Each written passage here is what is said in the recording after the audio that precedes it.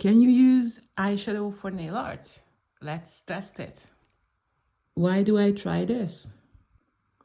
Because sometimes beginner nail technicians don't want to spend all their money on nail products, so can eyeshadow be a cheaper alternative? What you're gonna need for this, I bought this Revolution brand. I live in the UK. I went to the makeup store and I think I spent either £9 or £11 on this. I take off this lid and you can see the colors I have. I bought an eyeshadow brush in Primark and I think I bought 3 brushes for £2. So basically I think it cost me 70p. So you don't need anything expensive. What I would like to say that you would need a smaller brush, not like another brush that can pick up a lot of pigments because it can affect your design. What I really wanted to have is these matte solid colors. You can see this palette has some sparkly ones. I'm not going to use them for now, only the solid colors. First of all, we're gonna need a white color. This is my nail art tip for today. So simply, I just apply one coat. It doesn't have to be perfect. It doesn't have to cover 110%.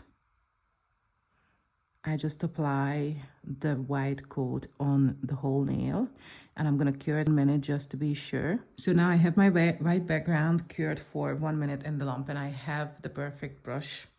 Very important, if you take a brush from your makeup kit, don't use that one because the way you use it on your eyes and stuff, it will pick up your skin and the skin can be very oily, so it can just ruin everything. Another important thing that the white gel polish has a sticky surface and we need that sticky surface, otherwise the powder won't stick into the surface. Okay, so I clean my brush as much as I could and I'm gonna pick up a little bit of this turquoisey one. You can remove exactly the same way as you would do with your makeup and I start to work away like this, and I want a little patch here and there. Now I want to change colors. What I do here is I remove the color as much as possible, and I really love this yellow, so I pick up a little bit of yellow, get rid of the excess, and I put on a little bit here and there, and I don't worry if it goes onto the green because my goal is to blend. So I'm gonna do a little bit there as well. Now I wanna get rid of this color too, and I want a little bit of pink. The pink is very, very pigmented, so I'm just going very carefully.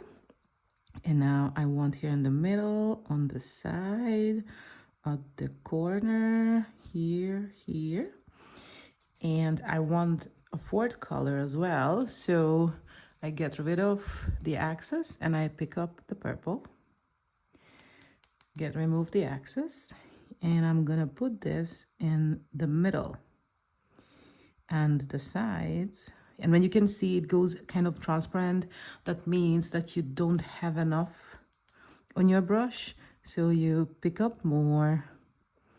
And now basically I'm just filling up the gaps that didn't get any kind of pigment. And here we are.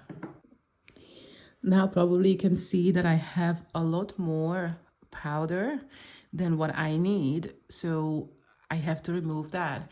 And I have a brush that I only use for sparkles and pigment powders, so I'm not going to use that brush what I use on nail clients to remove the dust on their nails. So gently I just go all over it for a little while. Now we have to cover this, otherwise it would come off, so obviously we need a top coat. This is the brand I use. It's Urban Graffity from Naio nails. It's a UK brand and I have been using this top coat for a while now and I'm absolutely happy with it. It is, I believe, 15 milliliter and it's not expensive at all. And I can tell it is a good quality top coat. So I cover the whole surface make sure I'm not missing out on anything. And now I'm gonna put it in the lamp for 2 months. 2 months? 2 minutes. I started this technique about a few weeks ago because a few years ago I tried this technique, but I used sparkly eyeshadow and it didn't work out because the top coat ran off the surface. So I tried with matte and it worked for me. You can see I done these a few weeks ago and they're absolutely gorgeous. And now here is our newest one, what we did together. And I'm sure you would have a question because I had this question that it works perfectly on a nail art tip, but would this work in the long run and would it be long lasting on a client's nail who live their everyday life? And here's the reveal because I done my nails 2 weeks ago and I hid it on a purpose because I wanted to surprise you guys. It won't come off. Okay, so I did my nails 2 weeks ago. You can see the growth. Some of the growths are crazy. On this hand, I didn't do anything because this is my clumsy hand, so this is always just very simple. But you can tell it looks absolutely perfect. Yes, you have the growth, but I have no chipping, I have no lifting, I have no problems at all. So I used exactly the same products. I used exactly the same top coat on my hands. So I can tell this combo is completely working. I think it's absolutely gorgeous and beautiful just the way it is. But if you want to have a little bit more fun, you can do these little designs. I told all my nail clients that I'm still testing this technique and I don't want to disappoint anybody, and they completely understood. But from next week, anybody wants to come, I'm gonna be happy enough to do this on them because I know it does work. I do recommend this technique because it is very, very easy, very, very fun, very, very cheap, and you do not need a lot of talent or anything like skills to be able to do this. Basically, you do anything you want. Obviously, don't try this the very first time just on clients. Have a few trial because it will give you more confidence. But if I was a beginner nail technician who tried to find out what is the cheapest and easiest nail art, I would happily do this because it really, really works. After watching this video, do you think it looks like a really hard technique? And if you don't think it's a hard one, would you try it? Please leave a comment.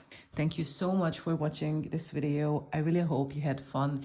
If you liked my content, please subscribe and I'm coming with the next video soon. Bye!